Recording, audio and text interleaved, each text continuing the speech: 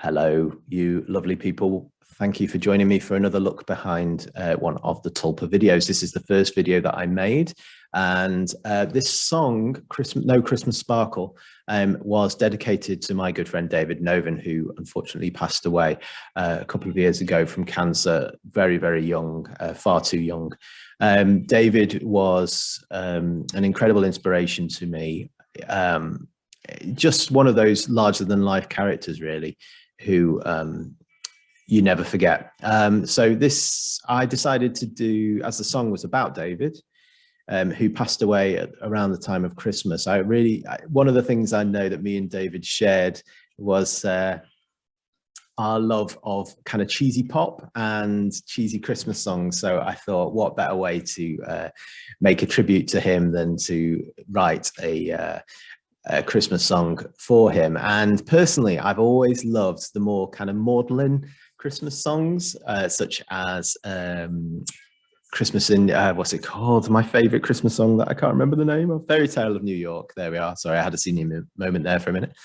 So I wanted to write a Christmas song that had all the bells and whistles, literally, but also had a little bit of melancholy in there as well. So the No Christmas Sparkle bit is all about, for people who have lost someone around Christmas and how difficult a time that can be for people. So this is dedicated to anyone in that situation.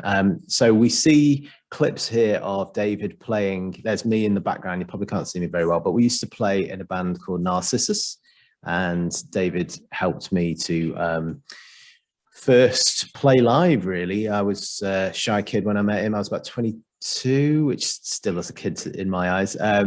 And he really encouraged me when we met at university to come and play live in the unsigned circuit in Manchester. And yeah, I don't think I'd be making these videos now if it weren't for him. So, a huge thank you to David.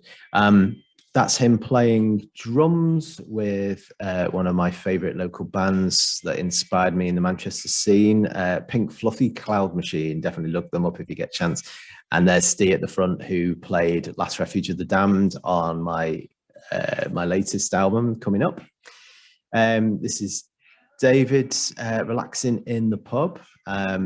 He had a fantastic sense of humor, David, who's always loved his view of life, and his sense of humor was very dry and sarcastic and irreverent, and yeah, that fitted me perfectly. So